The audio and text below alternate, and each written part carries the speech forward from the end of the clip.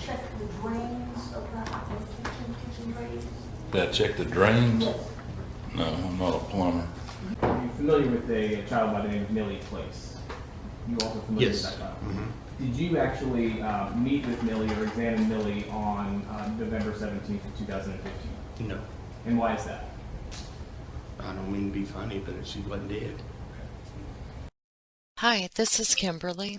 Well, we're on episode 2 now of the Jennifer and Joseph Rosenbaum Trial. We're still on day 1, and it's July 10th, 2019, 4 years after the day in question. Before we get started, I have a little something to say. I have to correct an error from episode 1. I know, I was shocked too. Prosecutor Daisha Young is an assistant district attorney for DeKalb County, Georgia. I stated incorrectly that Attorney Young was district attorney for Henry County. The reason for this was Jennifer was working in the DA's office when Layla died. Let me just read this so I don't get anything incorrect. The Henry County District Attorney's Office recused itself because Jennifer Rosenbaum, a third-year law student at Emory University, high achiever, had interned at the DA's office. She was also currently running for a seat on the Henry County Commission when Layla died. One reason I posted the prior video of the Board of Commissioner meetings where she would go and speak. There's so much more to tell you. We'll get there, I promise. So we've already had the opening statements, and I can talk about that a little bit, but I don't want to ruin...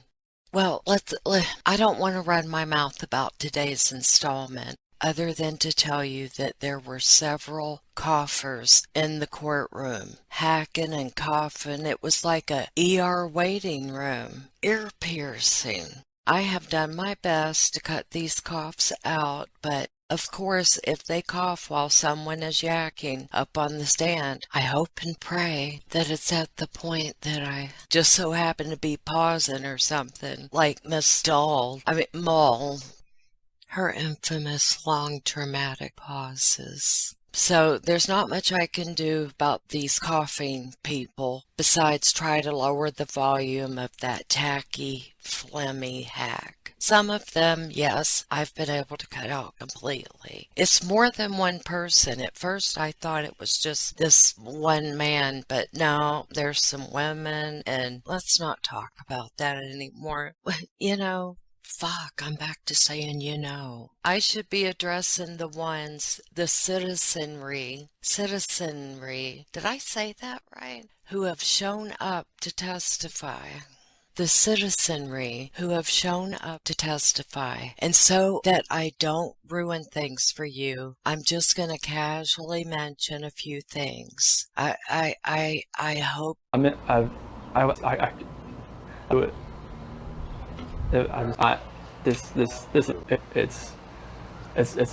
to not get carried away, blurt out, talk out of turn, and spill my flippin' guts, because as a true crime sleuth, one always wants to talk and start blowing off at the mouth, or no, that's probably just me. So I'll exert myself, pull out all the stops, and pretend it's a surprise birthday party or something. Good God Almighty, Kim, I don't need to say the rest. I'm worn the fuck out with his mumbling ass.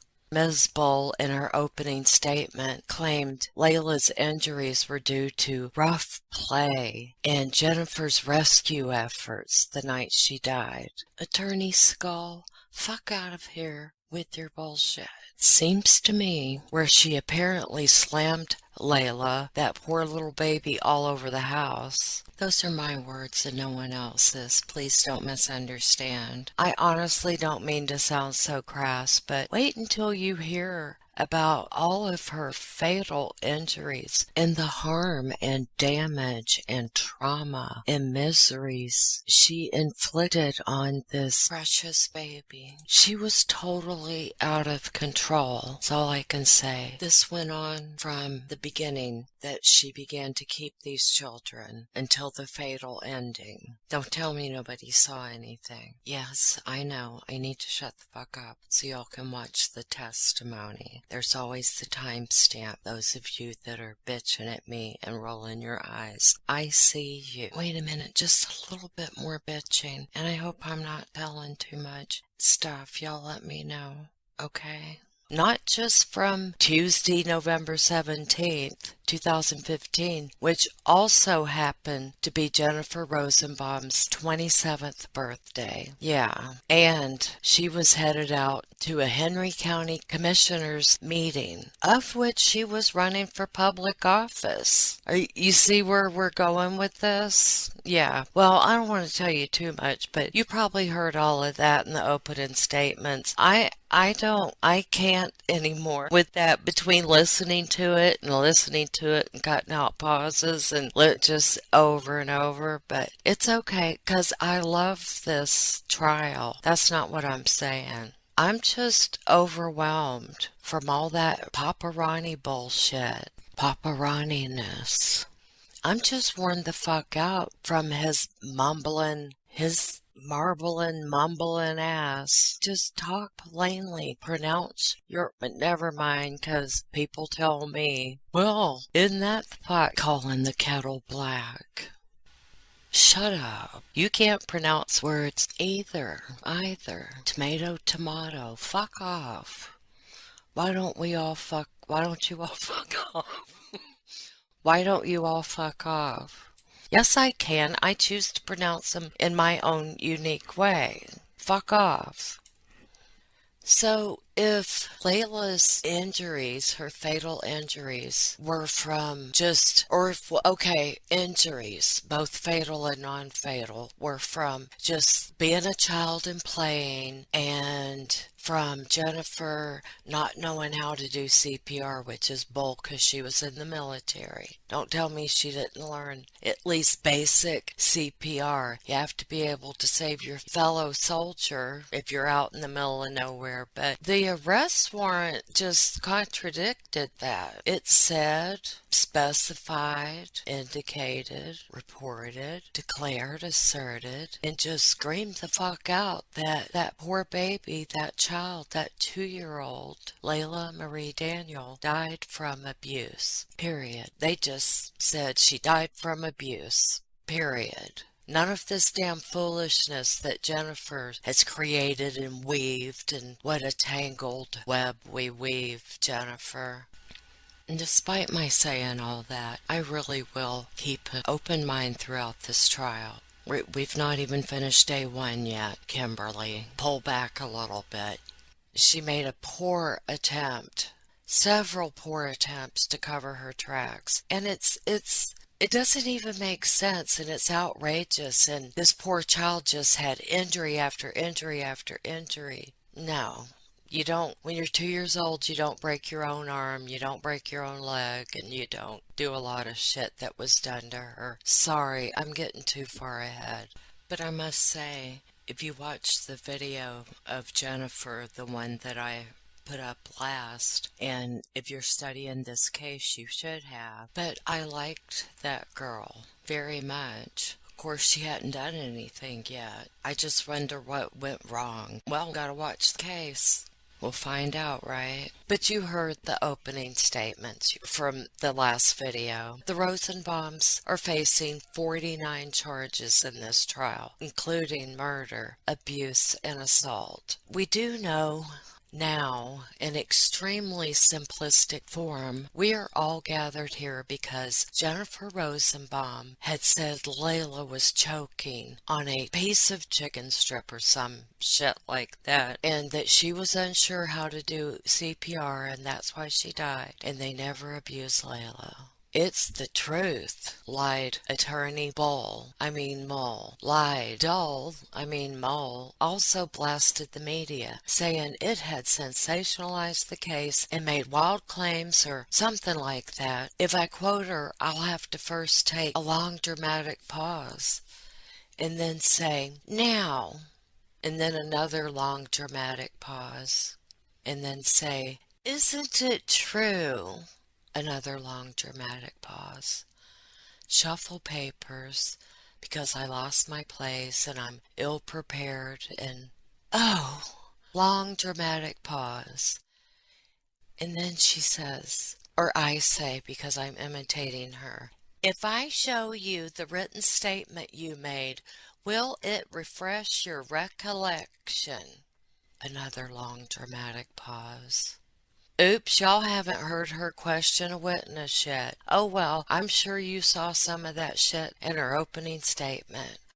I do try to crop out long dramatic pauses, 'cause it gets on my fucking nerves. And what the hell? Quote, isn't it true that you misquoted Corinne Mull? Long dramatic pause. Jennifer spent most of the day looking like she just wanted to pull a blanket over her blonde, damaged, flat-ironed hair.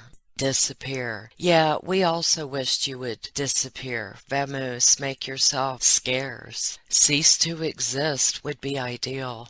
Or to go missing. Unfortunately, we have to spend hundreds of thousands of dollars to Henry County, Georgia, and to no telling who else in the state of Georgia, and to the hospital, all the EMT stuff, on, and all of the other agencies in Georgia because you could not control your inner rage that had nothing to do with this baby and her older sister. I'm sorry, I'm not being nice.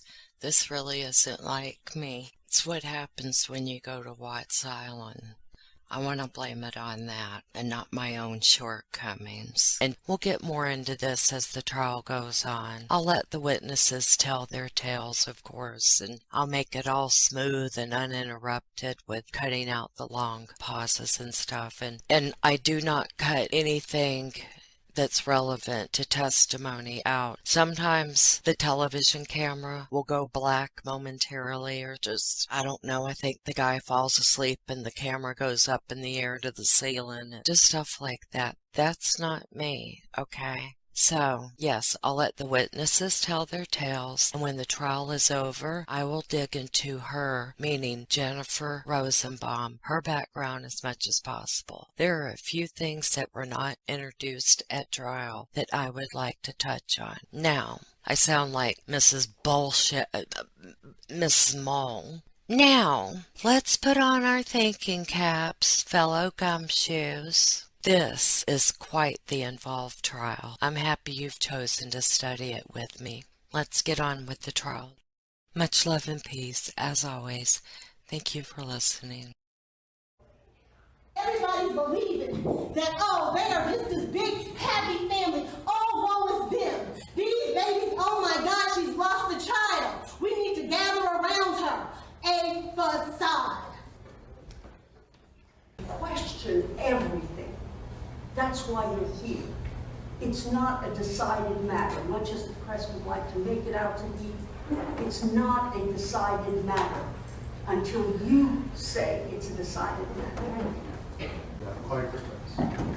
State Prosecutor Jones. To help you God. Can you please spell your first and last name, sir? It's Kenneth Jones, KENNETHJONES. And sir, are you currently employed? No, I'm retired And how long have you been retired? since 2016. And what did you do prior to retirement? I was a firefighter, EMT with Henry County. And how long were you a firefighter and EMT on the Henry County? Around 29 years. And can you just give me a little bit of your background, like your training that you had to have to be a firefighter and an EMT? Well, just your basic firefighting training that any fireman can go through. And what all does that training include? Well, basically, we're taught how to fight fire and just doing rescue techniques, and then on the EMT side, doing basically just ABCs, airway, breathing, circulation. As far as the basic goes, just, basic medical skills. Basic medical skills, and does that include, you said A, B, and C? Is that part of the training that you get for, were you trained in CPR? Oh, yeah. Okay. And when you talk about ABC, is that when you're talking about CPR? Well, that could pertain to that, What, how, I guess, How many hours of training do you have in CPR? I think it's a 40-hour research every year. Every year? And what about the Heimlich maneuver? Were you trained in the Heimlich maneuver as part of your training for EMT? Yes, And is ma'am. that the same 40-hour training, or is that a different training that you go through combined? I mean, it's all incorporated. So when you learn CPR, you also learn the Heimlich maneuver? Yes. And over the course of your career, how many occasions have you had to administer CPR or the Heimlich maneuver? God, I don't know. A lot. Would over 100 be fair? Oh, no, I'd say probably 25, 30 times. Any of those times involve having to perform CPR or Heimlich on a child? Now, I'm talking about CPR. CPR, okay, I'm Yeah. sorry, I'll kind of I'm talking separate about the Heimlich, maybe 2 or 3 times, maybe. 2 or 3 times with the Heimlich. So I'm gonna back up on the CPR side. Out of those 25 times, how many times did that involve a child?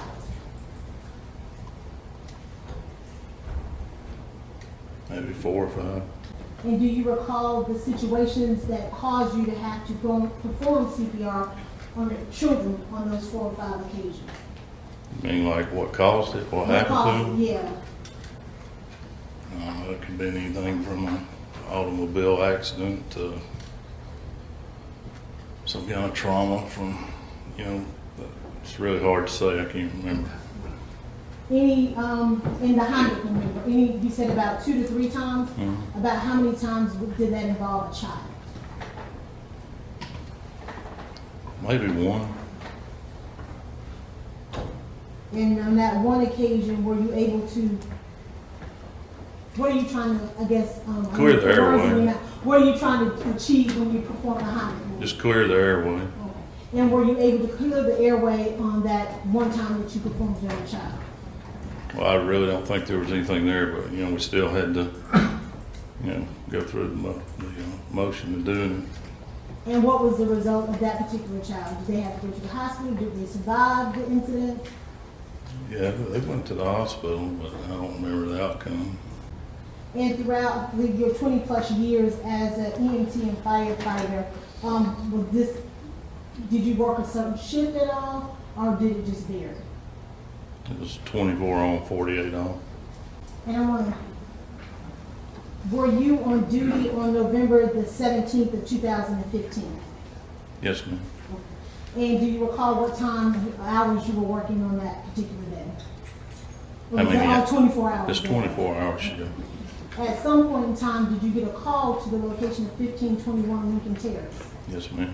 Do you recall what time that call came in? It was in the evening.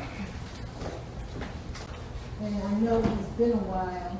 If you had an opportunity to review the Henry County Fire Department report, would that help to refresh your recollection as to the time? Since when? If you looked at the report from that time, would it help you to refresh? No, not lately. I hadn't. No. I'm asking if I show it to you now, would it help you to recall what time it was you received the call? Yeah, I'm sure it would. You know what I approach? Just look at that and tell me that you recall it.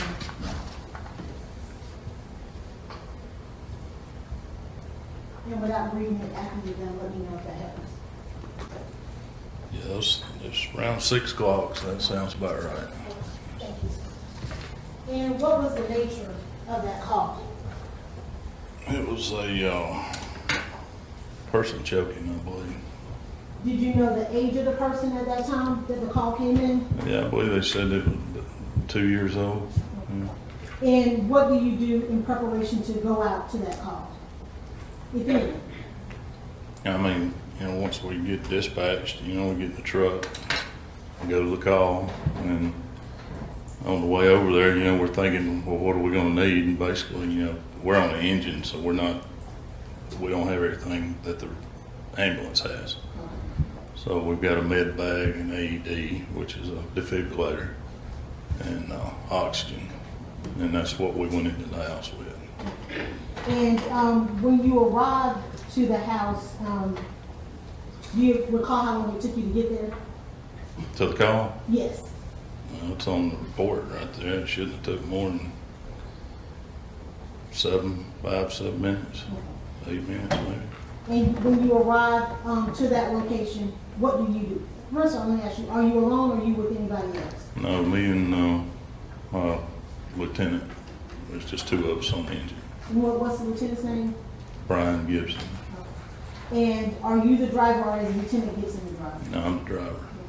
And you pull up to 1521 Lincoln Terrace, Mhm. and what do you do at that point? Basically, come off the truck with our gear, let them know we're on the scene, and approach a house and find the patient.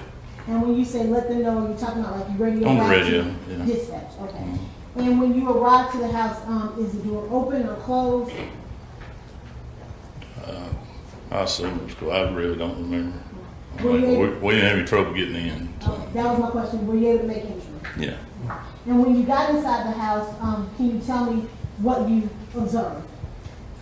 When we walked in, I remember seeing a child and her mother in the living room, and I believe she was attempting CPR. Had you ever Or been, had been. had you ever been to that home before? No. Did you know the person that you described as the mother? Did you know that person at all? No. Do you see that person sitting in the courtroom today? I believe that's her over there. And if you could just describe a color of clothing that she has on that you indicated. I'm sorry. Can you describe what that person is wearing that you indicate you believe is the person you saw? That day? No, what they're wearing right now. What, green and white dress? And that is the defendant, Jennifer Rosenbaum. Had you seen her prior to November the 17th of 2015? I mean, just vaguely. Everything happened so quick. I'm asking, before going to the house that day, on November the 17th of 2015, Yeah. had you ever seen Oh, no. Jennifer Rosenbaum? Were you familiar with Jennifer Rosenbaum No. at all? And you said when you walked in the house, you saw the child. Where was the child? Laying in the living room floor.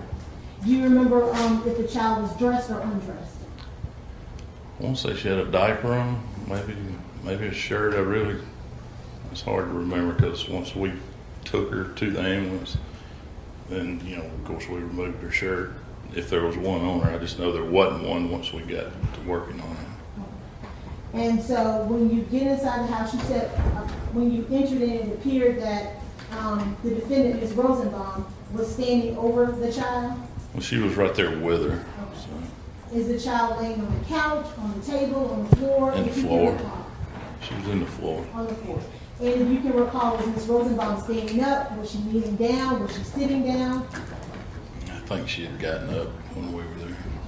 So was she actively doing CPR when you, to your recollection, when you came in? I didn't actually see her doing compressions and all that, but I remember seeing she was right there with the child. So, But you didn't see her actively doing compressions? no. And once you come into the house, what do you do?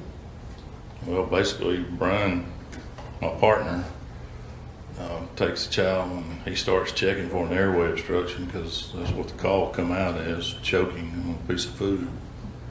And he's trying to clear the airway.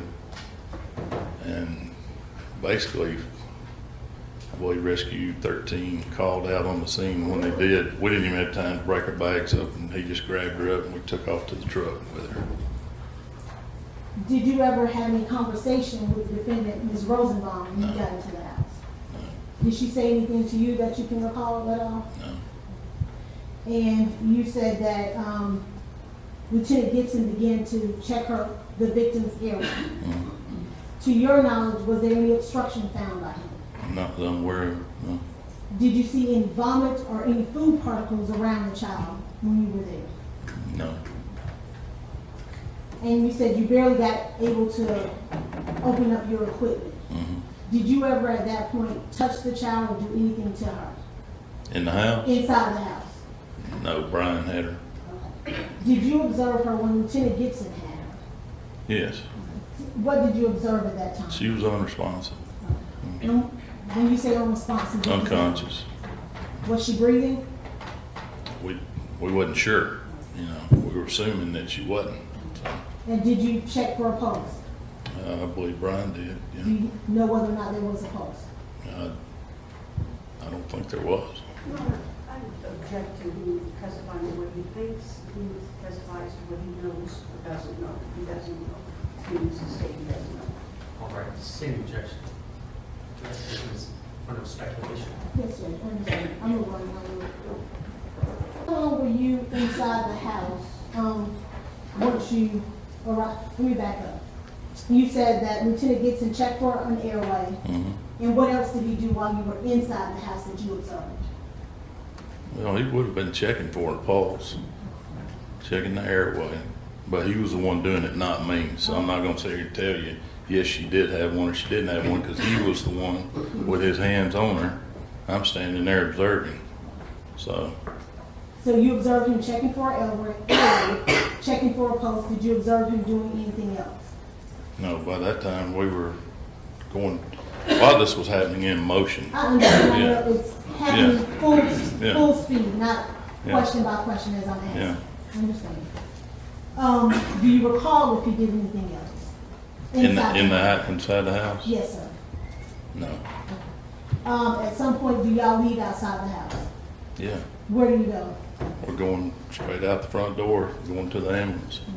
And what happens when you get inside the ambulance? Well, we put her on the stretcher, and the paramedics on the ambulance is there, and his partner, which is basically the same qualified as I am, and we just start I start compressions on her, doing CPR, and I believe Brian or either Scott, the other paramedic, were getting ready to get the airway intubated. He believes that's what happened. Again, that's speculation. He believes that's what was happening. Response? I would just ask you, whatever you recall, and if you don't recall Yeah. something, if you can say you don't know, Okay. that's fine. Don't want you to speculate. Well, one of the two guys were getting an airway established on the child, and I was doing compressions. And when you say you were doing compressions, what area of the body are you doing compressions on? In the chest area, Okay. between And- the nipple line, in between the nipple to nipple. And are you using one hand, both hands? What are you using to do your compressions with? I'm using one hand. And with CPR, is it just compressions that you do? Tell me how CPR works. Well, we're doing compressions. It's on a child. It's like 30 compressions to 2 breaths. So I'm doing compressions on them. They're breathing her. And you said they're breathing her. Who's breathing? I don't remember if it was Scott or Brian. One of them was there giving her oxygen, giving her breaths. At no point did you have to give them breaths. No, like I said, I was just doing compressions And about how long did you do compressions? all the way to the hospital. During the time that you were in the ambulance, did you have an opportunity to observe anything else about the child? Well, I mean, she was in full view of me. So, What yeah, I did you mean, observe at that time? well, I mean, she had bruises on her. That was probably the main thing that stood out. Do you recall where you observed those bruises? Yeah, there were some down around her diaper, top of her diaper line, on her wrist, her arms, legs. Anywhere else did you see any bruises on her? Yeah, they were on her back too. During the time that you were in the ambulance and you were applying compressions, to your knowledge, does this child ever vomit or any food or any obstruction come out of her throat? I didn't see it.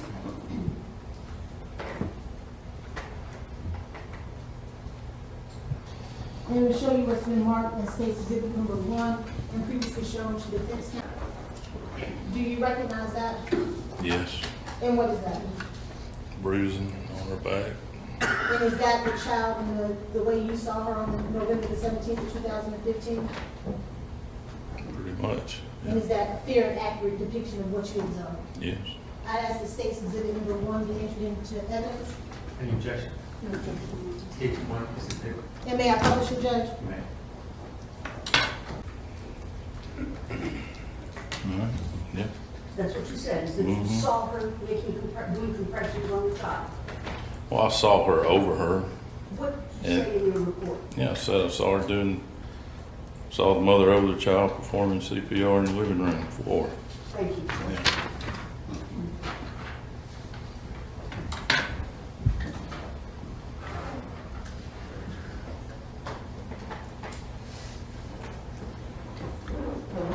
That's all I have. All right. Any, None, Your Honor. all right, thank you, sir. You can step down. And any objection to this witness being excused? None from the state, Your Honor. Any objection to this witness being excused? No objection, Your Honor. We were just asking for. Okay, am I permanently, Pardon me? The pictures not be projected on. Okay. am I permanently excused? Mr. Jones, you're excused, which means that you're released from the case. All right. Thank you.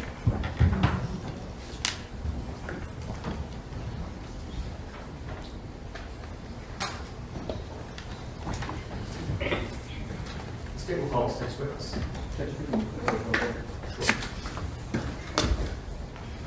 Ms. Baldwin.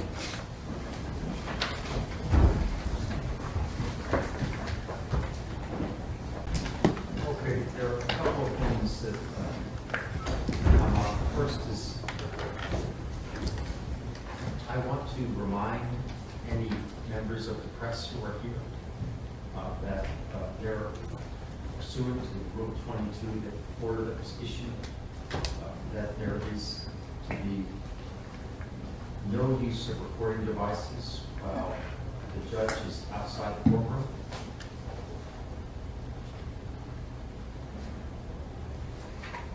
Agrees, except as provided in paragraph E of this rule, a person may use a recording device in the courtroom only when the judge is in the courtroom, and the use of a recording device must terminate when the judge leaves the courtroom.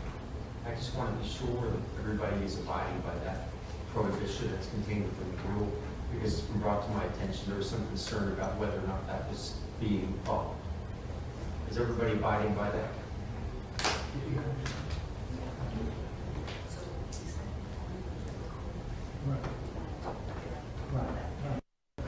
Totally understand that, Judge. Okay, you understand that? Yes, sir. And you've been turning it off when I leave the courtroom?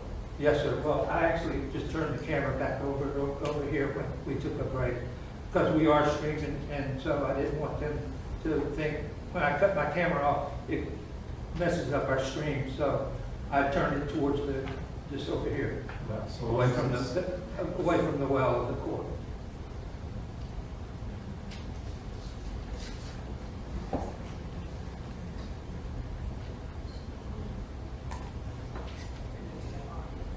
And there's no audio during that time. There's no audio, and it's turned where?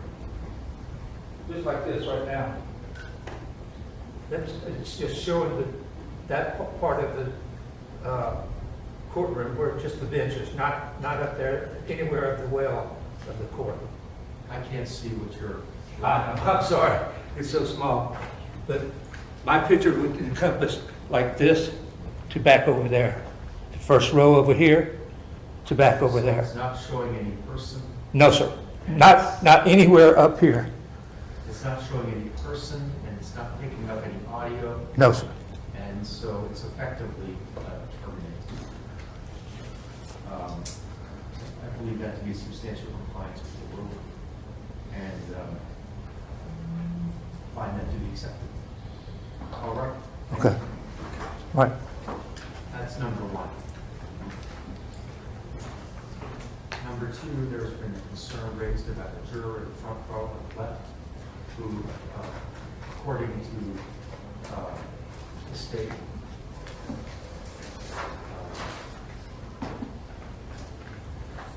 may not be paying attention.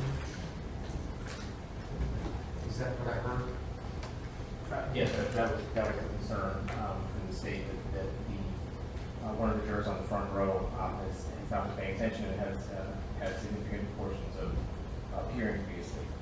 Well, I've noticed that his eyes have been closed and his head's been turned down. Apparently, some people listen differently than others. Ms. Mull, My concern with that is just that Ms. Young stated that, I can see Ms. Young was stating at the bench conference that he had to be woken up to notice that the jury had left, that he was still sleeping when the jury got up to leave. So that suggests that he was sleeping during the... That assumes two things, right? First, that he's been sleeping, and second, that he had to be woken. And the evidence of that comes from whom? Your Honor, that was my observation. When we took a break, all the other jurors had exited. He was still sitting there with his eyes closed. I motioned to the deputy to make him aware that we were on a break. I can't speak if the deputy woke him up or touched him, but he clearly appeared to not know that we were done with court and still remained here, which made me believe he was asleep. Okay, so that's your conclusion. And I guess I should inquire of the deputy. Was that your opinion as well? Yes, I got almost to him, and then he said, Okay. What is it that the parties are requesting that I do? Your Honor, I would first ask that maybe we speak with him and let him know the urgency and importance of him being awake and paying attention, because this is a very important case and he needs to be paying attention throughout the course of the trial. If it continues to happen, the state's preference will be to remove him and have the alternate replace him that can pay attention to each and every witness that comes forward. Okay, so you are taking the position right now that whatever damage has been done by his sleeping is something that we can overlook, and that we can just warn him and move on? Is that what I'm hearing? I mean, I think so. It's been one witness that's testified so far, Your Honor. I don't, because I was questioning that witness, I don't know if he was paying attention. I would just ask that the court inquire of him, has he been able to keep up and understand what's going on so far, and if he would be able to do so in the duration of the trial initially, would be my request. Ms. Bolt? No, I would defer to the court for everyone's experience with this. I mean, I'm concerned that he's not listening and he's asleep. I don't know that we can overlook the fact that he has missed the first witness. Okay, let's have him come out. Let's take the jury box, please. yes. Do we know the name of this juror? It's one of the 7th seat. Mr. Tyrone Cathy. Mr. Cathy, let's have him come into the jury box, please.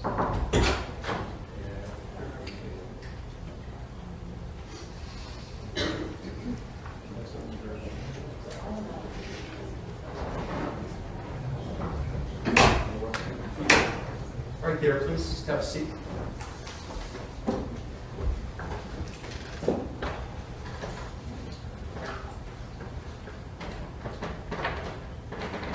Are you juror number 60? Yes, sir.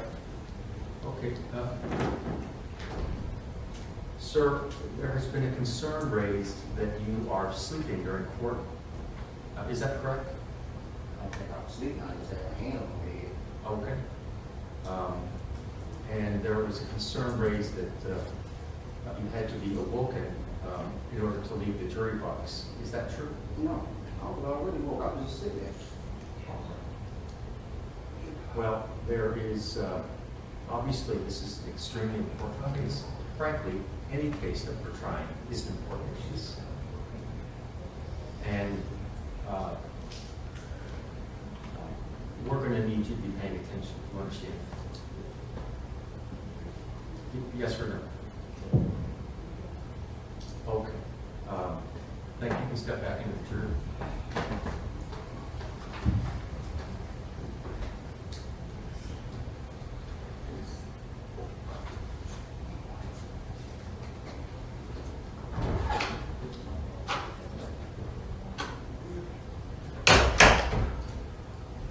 Okay, so the juror is denied being asleep, and he's denied the need to have been awoken. Is there anything that either of the parties are requesting that I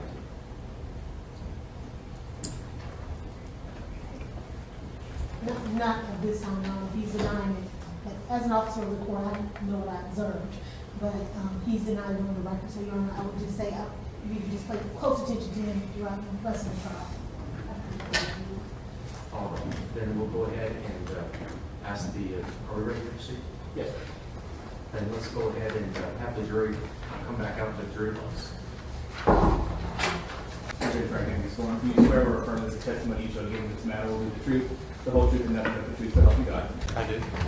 Put your hand down. Please state your true and correct name for the record. All right, Donald Cleveland, Henry County Coroner. And you mentioned you're the Henry County Coroner. What exactly does that mean? Coroner is responsible for determining, working along with the police, rather, to determine the cause and manner of death. But I have to report cases to the medical examiner's office to seek further guidance on whether an exam is going to be performed or not. You also mentioned the term medical examiner. What is a medical examiner? Medical examiner is a certified medical doctor, board certified rather, pathologist. And so what is the difference between a county coroner and a medical examiner? Basically, you could sum it up that I'm the eyes and ears for the medical examiner until the body gets in their possession. And does every county in the state of Georgia have a medical examiner? All except 4 of them. Okay. And why don't the 4? Oh, excuse me, all counties have medical examiner? I'm sorry, do all counties have a coroner? All except 4 of them. And why did the 4 of those counties not have a coroner? Because they have the medical examiner system where their counties are so large that they chose to abolish the office and go forward with the medical examiner. The medical examiner that you provide cases for, who is the medical examiner with? What agency? Georgia Bureau of Investigation. And do you routinely work or send cases to the Georgia Bureau of Investigation? Yes. Are all of the cases, though, that you respond to them go to the Georgia Bureau of Investigation? No.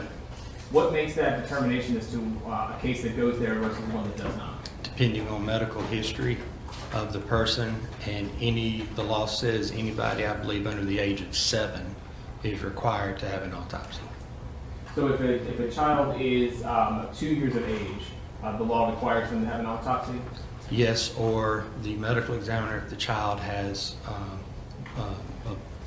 was born with some kind of genetic issues, then the medical examiner can override that and say, we're not going to be doing an exam.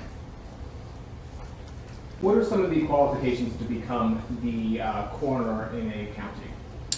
The state just basically says you have to be 25 years or older, live in the county in which you're going to serve for at least 2 years prior to running, be a U.S. citizen, be a registered voter, and have a high school diploma or GED. Is there any medical training that is required to be a coroner? No. Tell me how long you have been the coroner here in Henry County. I've been doing this full-time since 2010, and prior to that I was part-time deputy coroner for 2 years. And what kind of work did you do prior to becoming the coroner? I was a funeral director and embalmer. Is the coroner an elected position? It is. And when were you said you were appointed in 2010? Yes. How have you remained the coroner since then? In 2012, I believe, was election year, and 2016 was election year, and both times I prevailed. And is there any training that's associated with being a county coroner? We have to attend 24 hours a year training at the Georgia Public Safety Training Center. On average, since you've been the Henry County coroner, how many cases do you see per year? Over 300. And without being flip, are all of these people by definition deceased? Yes. So you are not called out unless someone is deceased, is that correct? That is correct. Have you ever responded to cases where a child has been the decedent has been a juvenile? Yes. And do you see as many of those as you do adult cases? No. Did you respond to the death of Layla Daniel? I did. And was that on November 17th of 2015? Yes, sir. Can you tell the jury how you first became involved in this particular case? Okay. I was notified by the Henry County 911 Center. They had received a call from the nursing supervisor at the hospital stating that they had had a child to come in deceased, and was notifying me of that, and so I instructed the nurse to secure the room, and I would be en route to the hospital. And you instructed them to secure the room. Why do you do that? To preserve any kind of evidence that might be there, and that's really if I go up there for a gunshot victim of a 90-year-old or whether it be a child. I mean, it's just protocol. Were you given any history or any reason as to how the child ended up at the emergency room? The nurse told me the child came in via ambulance. You would object to what the nurse told him, that's hearsay? In this case, I don't believe. I think it's not hearsay. We're not offering for the truth of the matter asserted. It's simply to further his investigation as to why he responded and how he did, or why he did what he did. Closing on your objection. Closing on your objection. Nothing further. Overruled. You can make. Okay. The nurse instructed me that the child came in via Henry County ambulance and was pronounced deceased, and that the child, it was reported that the child was choking, and that's the reason that EMS responded. When you arrived at the hospital, what did you observe? When I got to the hospital, there was a deputy standing guard of the room, and I proceeded to make my way to the nurse's station and met with the nursing supervisor who called me, and then she escorted me to the room. And when you went into the room, what did you see? There was a decedent child lying on the bed, covered with a sheet. And what did you do after you first walked into the room? I put rubber gloves on to work with the crime scene technician to take photos of the child. And what were your initial observations when you saw the child's body? Initial observations was, wow, there was markings all over the child. Have you, as the county coroner, ever responded to other situations in which resuscitative methods were used? Yes. Have you, and I want to be a little bit more specific, have you responded to other cases where CPR was used? Yes. To attempt to resuscitate? Right. Have you also responded to any situations where the Heimlich maneuver was attempted? No. Okay. In the situations that you observed with CPR, was what you saw in Layla Daniel's body consistent with anything you had seen? Yes. What was consistent? There was a airway in place that was secured by a strap around the neck. She had a bandage over her right leg that, and on the left leg, she had what's called an IO, which is an interosseous, which is basically a mechanical method of putting it into the bone so that when they issue drugs, it goes into the body very quick to for the resuscitative efforts. I want to back up. You had said that you had seen bruising on Layla's body. Is that correct? That's correct. Was bruising that you saw consistent with other cases that you responded to where resuscitative methods had been used? No. Anywhere close? No. I want to show you what's been previously marked as State's Exhibits 2 through 75, which has previously been shown to defense. And sir, have you had an opportunity to look through those exhibits? I have. And what are those? What are exhibits 2 through 75? Those are exhibits of the child lying in the hospital room, the photographs taken. Were you present when these photographs were taken? I was. Were you assisting in taking these photographs? Yes. And do these photographs fairly and accurately represent the condition that you saw the body on November 17th, 2015? It does. Your Honor, at this time I would move to admit State's Exhibits 2 through 75 into evidence. Your Honor, at this time, we would object to 2 through 75. I think we got some indicative pictures. If there's a specific, there are many pictures in there, in fact 74, but some of them may be of the same part of the body, one of which is without the measuring device, and the other is with the measuring device as well. This is my question. Yes. Does every picture depict something new or different? Yes, with the exception of sometimes there's a measuring device and sometimes there is not. And I can just, the court would like to see the, What we're trying to stay away from is cumulative. And so, do you wish to look at those? You've looked at them? And do you disagree that they are each of something different? I don't think they're each of something different, no. Some of them are repetitive. Okay, I'm going to have you then one by one, not as a group exhibit. Okay. Do you recognize State's Exhibit 2? Yes, What do you recognize State's Exhibit 2 today? that was the child lying on the hospital bed is when I walked in the room and removed the sheet.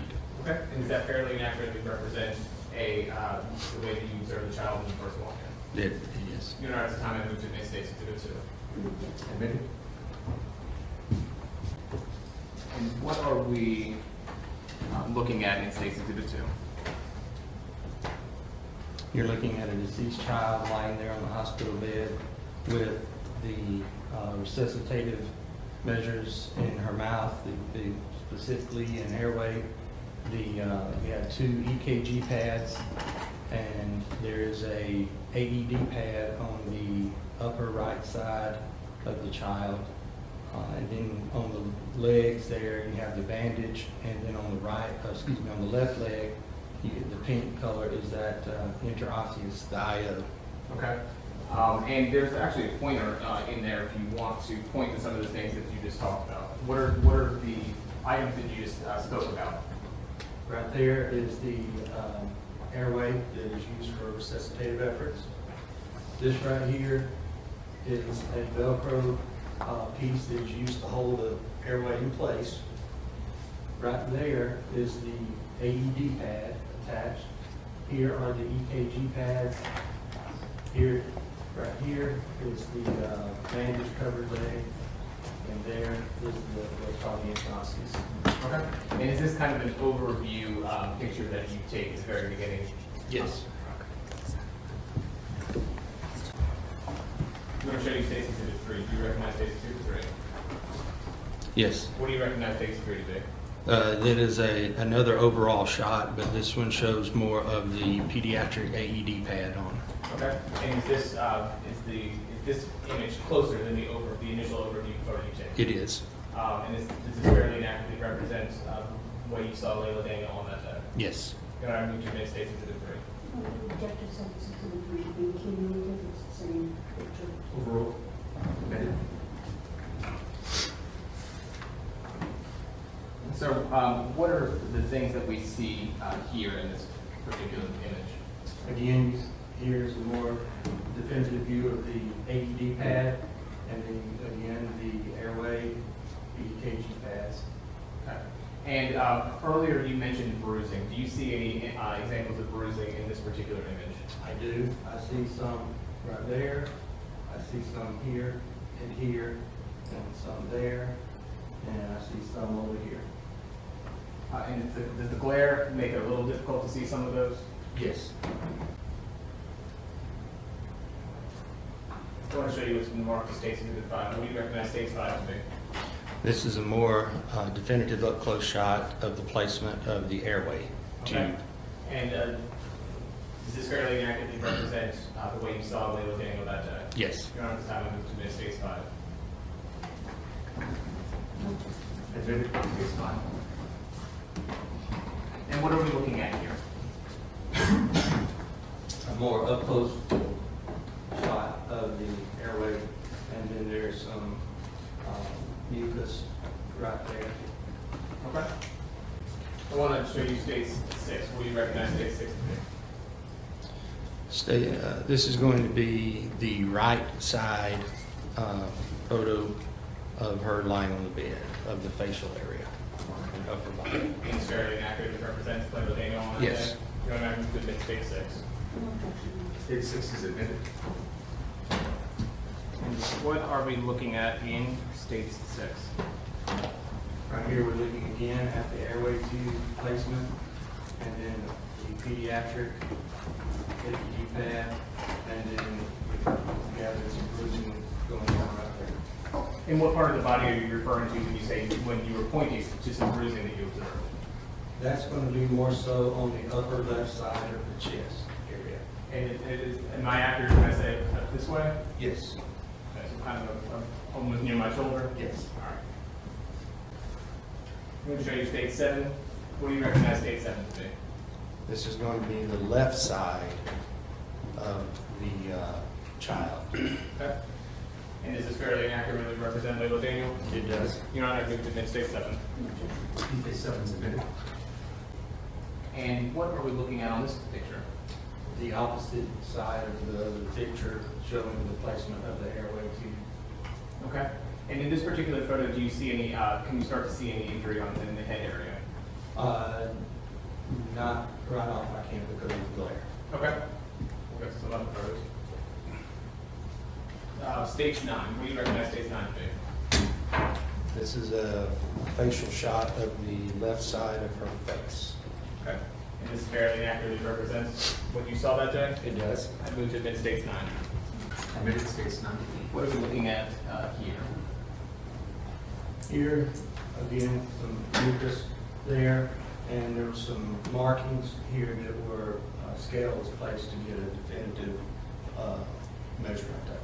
Now, when you take these photographs, are you documenting just everything that you see? Yes. So you're not definitively saying every single marking is used? That is correct. But at this point, you're just documenting everything you see? So that I can report it to the medical examiner. Okay. And so is this something that you thought was worth documenting? Yes. Showing to show you states 10, what do you recognize states 10 to be? That would be a photo shot of underneath the neck of the child. And does this fairly accurately represent that area of the body that you observed on November 17th? It does. Your Honor, I move to admit states 10. No objection. Admitted states 10. If I can, I might turn off another light and might have the glare a little bit better. What's wrong with These lights? I just need the one above RT. What are we observing on states 10? Right here, since we had already had so many different shots of the airway, we are focused more on the markings here on the neck. Is that what part of the face are we looking at there? That will be right underneath, underneath the area of the chin. Okay, so underneath the chin. So kind of, if I'm pointing correct, I just want to help. Is it kind of down here? Yes, kind of down here. What are we looking at in? Skip that. We'll do states 12. The front part of her head, forehead. And this fairly accurately represents what you saw on that day? It is. I move to admit states 12. No objection. States 12 is admitted. What are we looking at in states 12? We were just notating the markings here. What are we looking at in states 13? Basically the same thing as that one, but it has the scale there. Okay. And what are we looking at in states 14? Here we have scale and some markings on the face that are not the same as those markings. Your Honor, I move to admit states 13. State 13 and 14 are admitted. And is this just the one we see with that same mark that we were just looking at with the scale? Yes. All right. How about states 14? You said that these were different marks? Yes. We have one there and one there. And again, you're just kind of documenting everything? Yes, sir. I want to show you what's been marked as states 15, 16, 17, and 18. What do you recognize these to be? These are pictures of the child's eyes, left and right. Okay. And did they fairly accurately represent what you saw that day? They do. And I move to admit states 15, 16, 17, and 18. No objection. And why? 15, 16, 17, and 18. Thank you. Very good. Thank you, Judge. And why do you specifically look at the eyes? We look for any types of pinpoint hemorrhages that would be sort of red in color. They are called petechial hemorrhages, and basically it is a indication that there could be some type of asphyxiation around the death of the person. What do you mean by the term asphyxiation? Strangulation, asphyxiation, going up behind somebody, choking them. Okay. And I'm just going to go through states 15 through 18. you see any signs of that? No. I'm going to show you what's been marked as states 19, 20, and 21. Do you recognize these exhibits? I do. What do you recognize them today? Pictures of her ear. Appears to be her left ear. Okay. And they fairly accurately represent what you saw in that particular day? Yes. Your Honor, move to admit states 19 to 21. No, I think those are the same pictures. As the court reviewed. Your Honor, the state's response is that the different views of that particular injury are important for the jury to be able to see. States 19, 20, and 21 are admitted. Thank you, Judge. What are we looking at in State's Exhibit 19? Taking notation of the markings on the ear here. And when you say markings, what do you mean by that? There's discolorations there, and we were just notating that for the file so that again I can report it to the medical examiner. State's 20. Same thing, but this time it's with the scale. And how about State's 21? What are we looking at here? A different view of it, of the markings there. Okay. And by markings, what kind of markings would how would you- Discolorations. Do State's Exhibit 22? What are we looking at in State's Exhibit 22? Appears of the ear again, and it looks, based upon this, looks to be the left ear. Okay. And is this fair and accurate representation? It does. Okay. Your Honor, move to admit State's 22. Admitted, states 22. What are we looking at in State's 22? Just a more, I think she tried to give more of a scale picture there, but it looks like it's blurred, but there's some markings right there on the inside of the ear. And what are those markings consistent with anything? They're just discolorations. States 32 and 33, will you recognize these two? I want to show you States 25. Will you recognize States 25 and 26 today?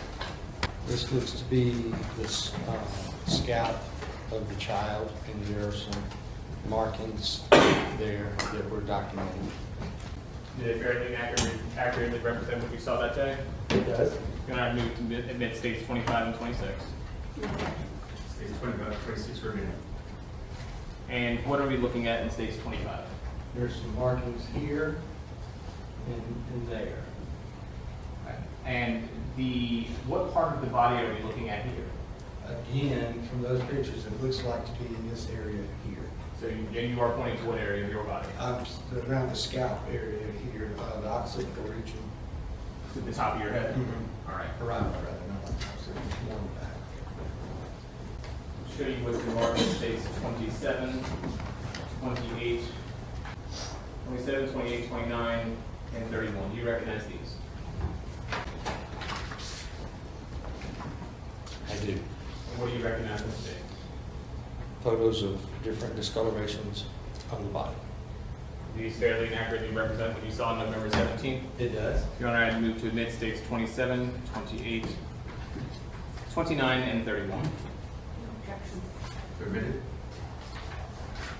And what are we looking at? First of all, what part of the body are we looking at here? That looks to be around the neck area on the left side of the, below the left ear. And what did you note of interest in this particular photograph?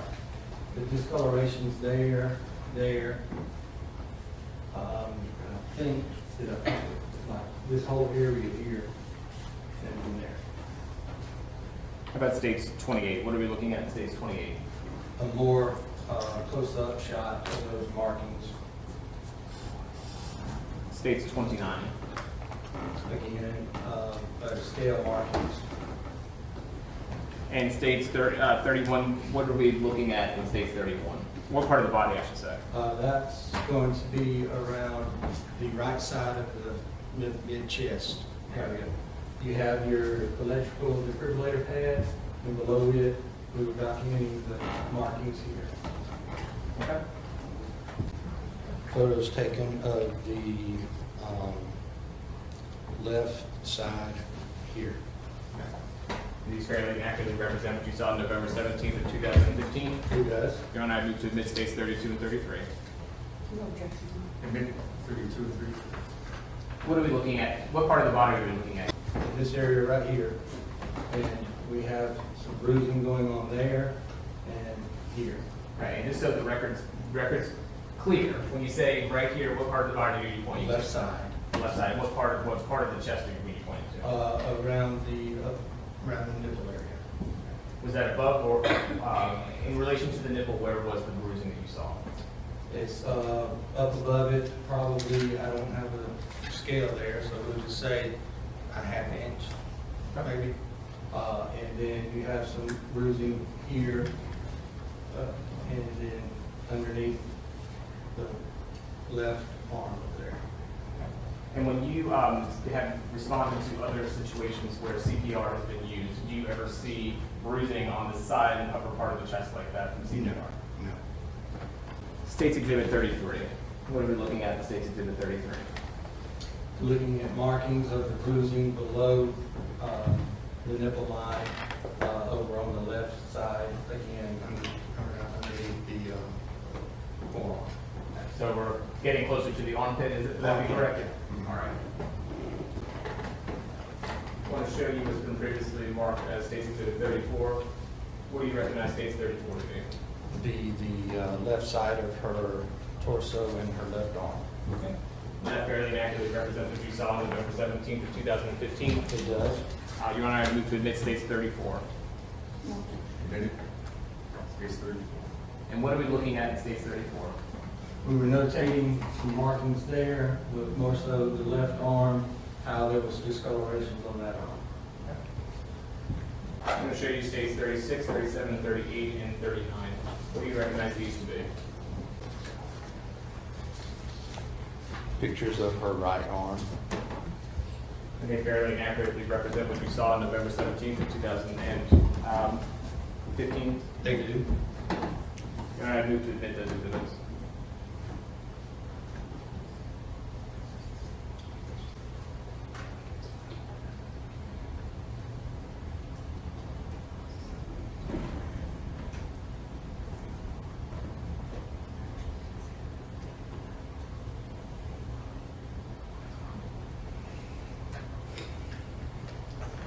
Your Honor, that's fine. After discussion with the defense counsel, we will admit 36, 37, and 38.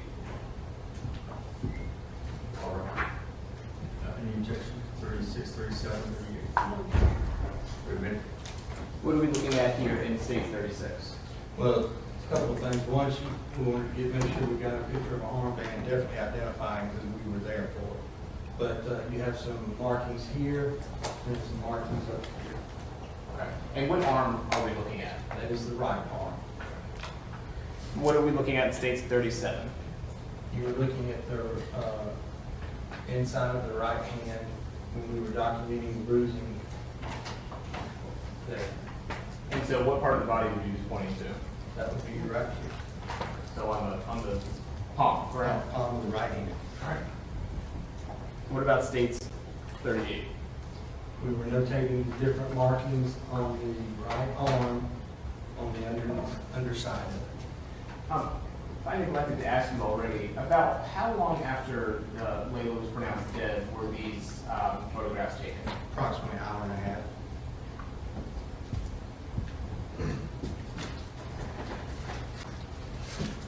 I'm going to show you some marking State Exhibits 40, 42, 43, and 44. Do you recognize them? I do. What do you recognize them to be? Pictures of her left hand. Okay. Do they fairly and accurately represent, do they fairly and accurately represent what you observed on that particular day? They do. Your Honor, I admit States 40, 42, 43, and 44 into evidence. Admitted. What are we looking at in States 40? This blood stain right there. Okay. And States 41, 42. More blood stains, and that looks to be on the inside palm of the left hand. Okay. Did you Do you note any bruising on the inside palm of the left hand? If you need me to, I can show you the actual image itself. Can I see the actual image? Sure. Point that out. Maybe I just get to see it there. Okay. Right here is what appears to be bruising.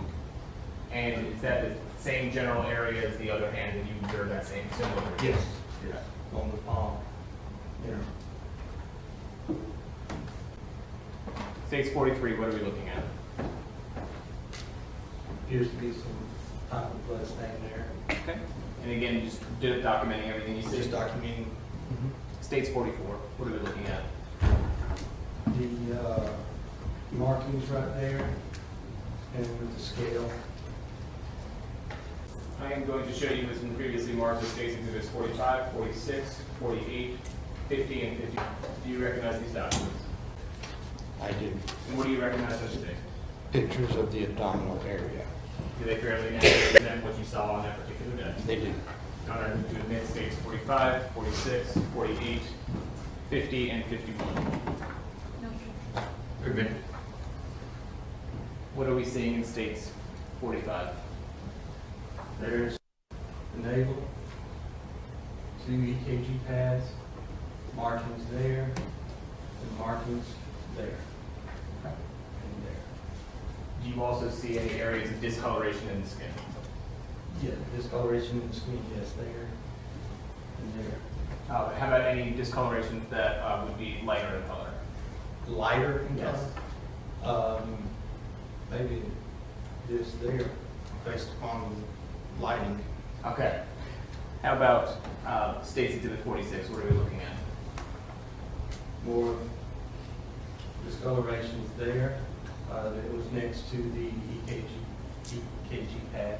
So in States 46, can you just help orient us what part of the body are we looking at here? You are looking at the lower left abdominal. Okay. And what part, like, I guess, what bone would that be near? Your pelvic bone is going to be right there. How about States Exhibit 48? What are we looking at in States 48? You're looking at the right lower abdominal area. And again, pelvic bone being there, discolorations there, and then some type of skin slippage there. What do you mean by skin slippage? Skin tear. So that's not a bruise, that's something different. That's something different, yes. What are we looking at in States 50? That area there. And the some discolorations there, of course, with the scale. And how about States Exhibit 51? What are we looking at in States Exhibit 51? Let me see if I Sure. can get my bearings. It appears that is the right side of the child, a little further back, since the diaper is right there. And your pelvic bone is going to be about right in there. And what are you pointing to? You were pointing. You were moving the pointer around some areas of the body. What were you pointing to? The markings are there, and then of course the diaper, and then the scale. I want to move on to States Exhibits 52, 53, 54, and 56. What are we looking at here? You are looking at the genital area of the child. And does fairly accurately represent what you saw on that particular day? It does. Your Honor, I move to admit States 52, 53, 54, and 56. What are we looking at in States Exhibit 52? We were notating the markings here, those have already been previously discussed, and so we're taking an overall picture of there. And so this area that we're looking at was previously underneath the diaper? Yes. And you were pointing to areas, certain areas. What parts of the body were you pointing to? The labral folds right there, and then the pubic area there. And those are all areas that you observed bruising? Yes. States Exhibit 53. What are we looking at in States 53? A more close area of the vaginal area on both sides. In all the years that you've been the coroner, have you ever seen CPR-related injuries in the vaginal area? No. What about State's Exhibit 54?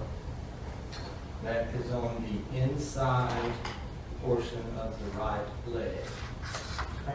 And just so we orient the jury, to the right is the vagina? Yes. And you said that was the interior portion of the right leg? Yes. And what are we looking at here? That we were notating the discolorations there.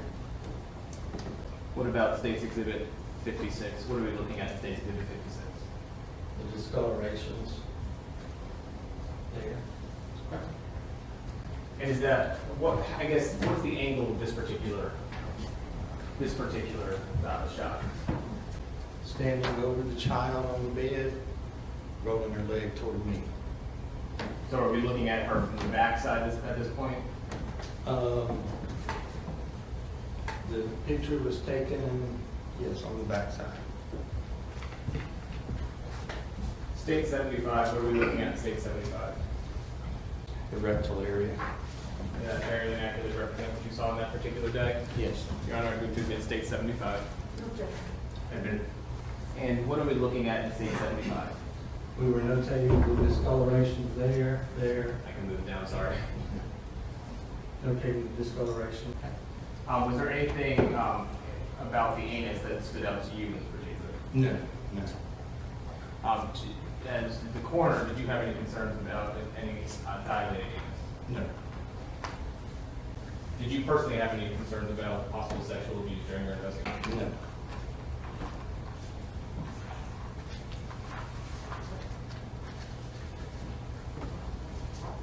I'm going to show you what's been previously marked as State's Exhibits 57, 58, and 59. What are we looking at these three exhibits?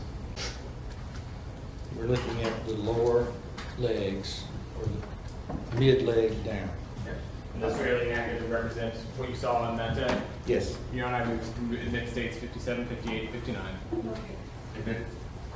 And what are we looking at here in State's Exhibit 57? All right, that's just an overall shot of the lower extremities, showing the bandage and the interosseous, of course, along with the discolorations. Okay. And I'll show you State's Exhibit 58, or some of those discolorations you previously saw. Yes. And State's 59, is that just the discolorations with the markings? That is correct. Show you State's Exhibit 60. What do you recognize State 60 to be? The back side of the lower extremities. And that fairly accurately represent what we saw on that day? It does. Have there been any modifications, alterations, or deletions to that photograph? No. Your Honor, at this time, I move to admit State's Exhibit 60 into evidence. Admit. While I'm up here, I will also have you authenticate State 61, 62, 64, and 65. Do you recognize those states exhibits? Yes, those are pictures of the child's ankles. Okay. I'm going to show you, Your Honor, at this time, I do States Exhibit 61, 62, 64, and 65 into evidence. Admitted. What are we looking at in State 60? That is the back side of the lower extremities of the child. So basically, if you can describe it as we rolled the child over on her stomach and was taking a picture of the lower part. Notating again the discolorations. And what are we looking at in State 61?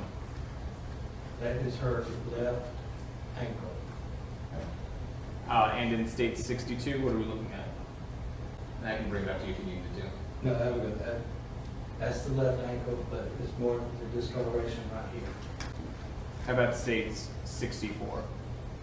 That's the right foot ankle area, and again, notating the discolorations. And State 65? Same thing, but with the skin. I'm going to show you some previously marked as State 67, 68, 69, 70, 72, 73, and 74. Do you recognize these exhibits? Yes, these are different photos of the back side of the child. And do they fairly and accurately represent what you saw on that particular day? They do. Your Honor, I move to admit these State 67, 68, 69, 70, 72, and 73, and 74. 3 minutes.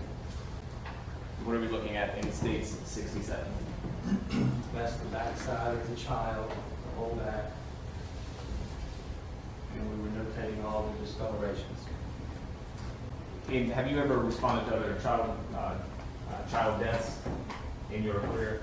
Yes. Have you ever seen anything like that? No. How about State's Exhibit 68? More in, close-up photo of all the markings. State's Exhibit 69? The lower portion of the back and the markings. What are we looking at in State's Exhibit 70? This is the upper back and then the markings there. State's Exhibit 72? Markings with the scale. And what are we Again, on the backside. on the backside? 73?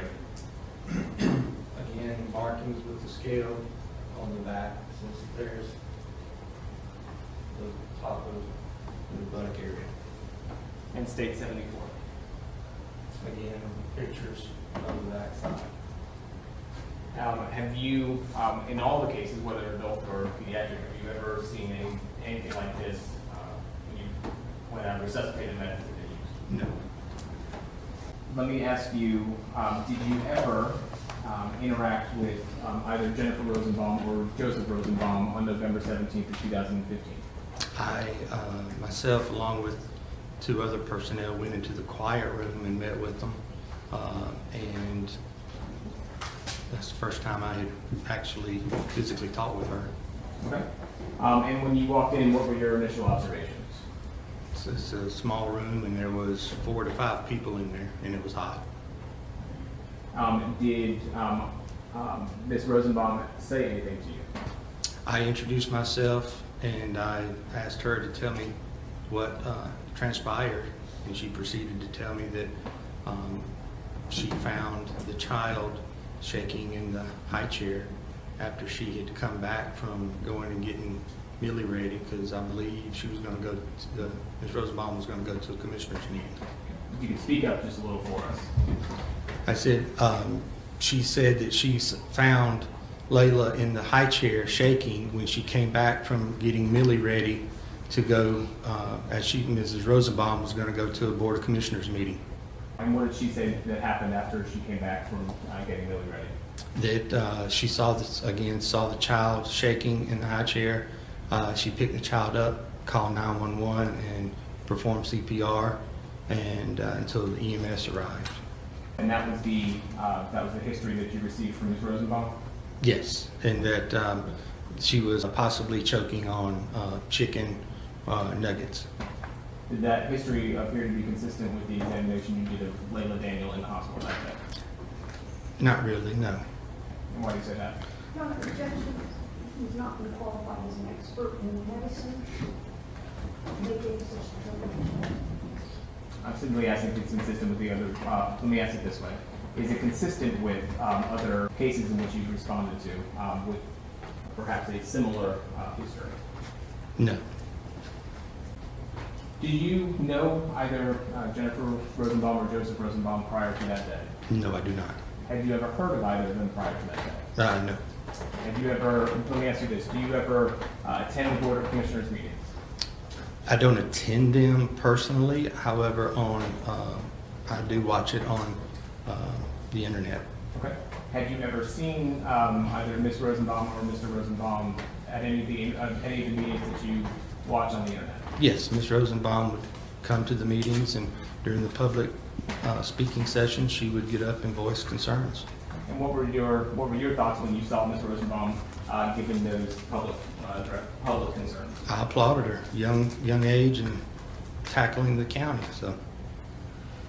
And again, you're an elected official. I am. Tell me a little bit about the demeanor of Ms. Rosenbaum when you were meeting with her in that hospital room. It was different than meeting with other child families, not of the same death, but just child in general. I didn't observe much emotion, like her eyes wasn't red or swollen like she had been crying. It's not to say she hadn't been, but I was just a little struck by that. And then during that time, we were talking with her. Mr. Rosenbaum come in because if I remember correctly, I think he was at work. Okay. And what did you observe when Mr. Rosenbaum came in? He had the look on his face like, what has happened? Just because I'm sure it was a phone call. Object to him speculating about what he's sure of. That's fine. Can you just say what you, not speculate, just exactly what you observed? I observed him come in and he sat down beside Ms. Rosenbaum. Okay. To be fair, could the response that you saw from Ms. Rosenbaum, could it also be consistent with shock? It could be, yes. Now, what occurs after you were done with photographing the body? What happens to the body at that point? At that time, the hospital was instructed to place the child downstairs in the morgue until I could notify the GBI and arrange an autopsy. And then once notification to the GBI was done, they tell me to have the child there on a particular day, and then I made arrangements for the child to be picked up at the hospital and transported to the GBI.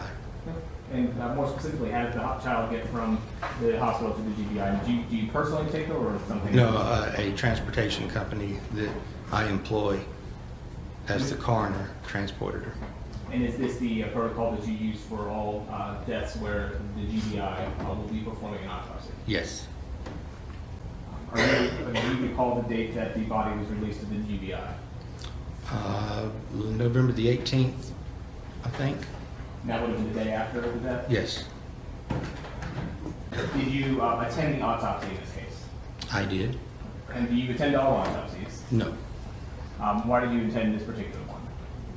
because of the different bruising and the circumstances surrounding things. Now, when you attend the autopsy, are you actually participating? I am not. I am standing away from the remains. The morgue technician along with the pathologist are around the remains. So you're not actually performing any portion of the autopsy itself? I'm not even touching the person. Nothing further this time. You still need the light off. Sorry. You still need the light, just the light. Oh, yeah, no, we can turn those back on.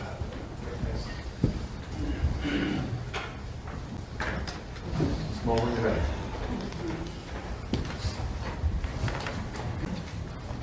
My name is Maria Mull. I just have a few questions for you. You don't have a medical degree, is that correct? That is correct. So you've got no medical training whatsoever. That is correct. And you have testified here today that you have seen other deaths from CPR, Yes, ma'am. or where CPR was applied. Yes, ma'am. And were those deaths where CPR was correctly applied? What's your version of correctly? Well, what I'm asking you is, do you know whether CPR was correctly applied in the case of Layla Daniel? Do you know that? I can't. I wasn't there, so I cannot definitively So say you that. don't know. Yes, ma'am. And the bodies that you had examined, that you said you had examined, who had been subjected to Heimlich maneuver, that was one child, is that correct?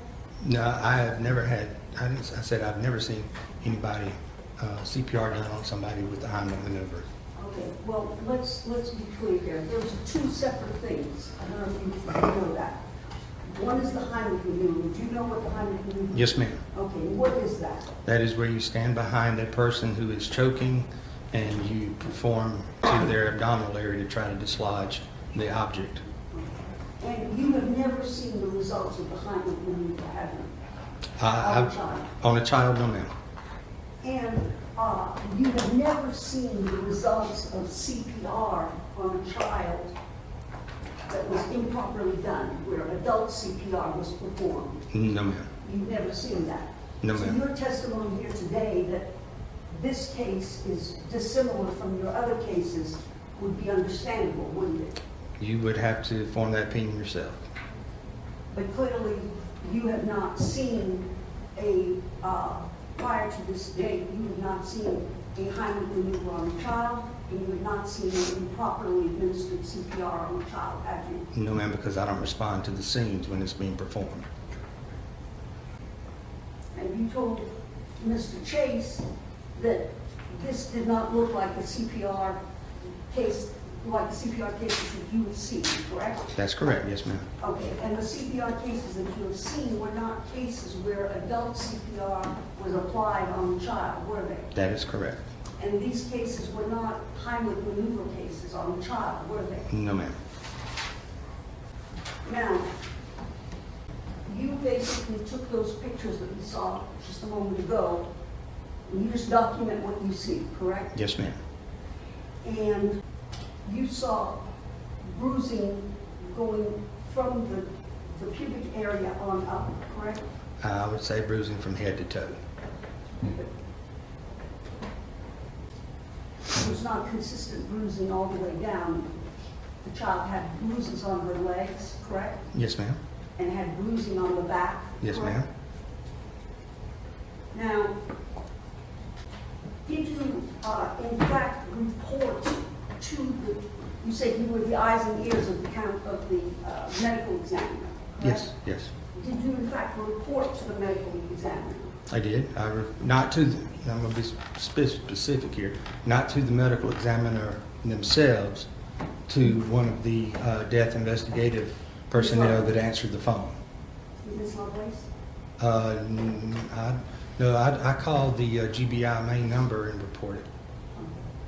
With regards to, did you, in fact, tell GBI that Jennifer had told you they were seated at the table eating chicken tenders when the choking occurred? That's what, yes. And did you tell them that the child was flailing in her chair? I don't recall flailing, I said shaking. See if this refreshes your recollection. Sure.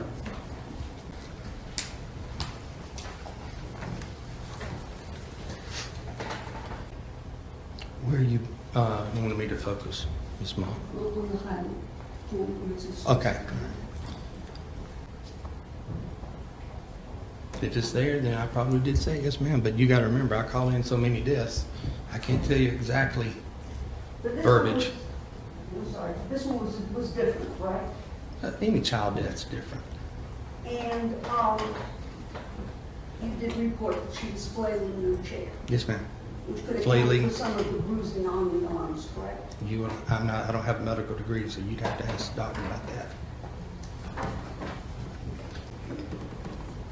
And you saw bruising inside the ear, as if something had been stuck in the ear, I correct? wouldn't call it bruising, I'd say discolorations. Discolorations.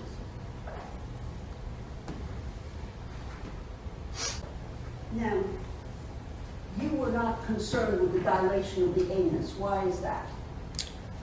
Because it wasn't reported to me that that was part of the report that was given to the hospital. Okay. But you were there documenting. Yeah, that's just part of standard procedure. But you yourself, based on your experience, were not concerned about the dilation. That's correct.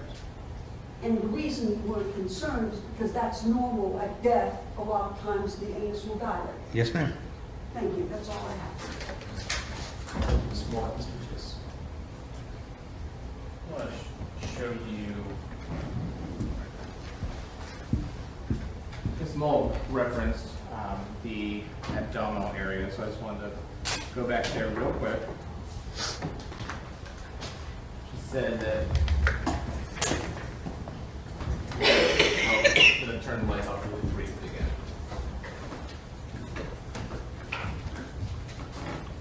She mentioned bruising on the abdominal area, correct? Right. Do you see any bruising in the center part of the stomach area? As in, like, not on the side. Like that area? No, in the come down. Yeah, it's just above the diaper. Do you see any bruising in that kind of general area above you, right? Just Yeah, this area right there. That's it.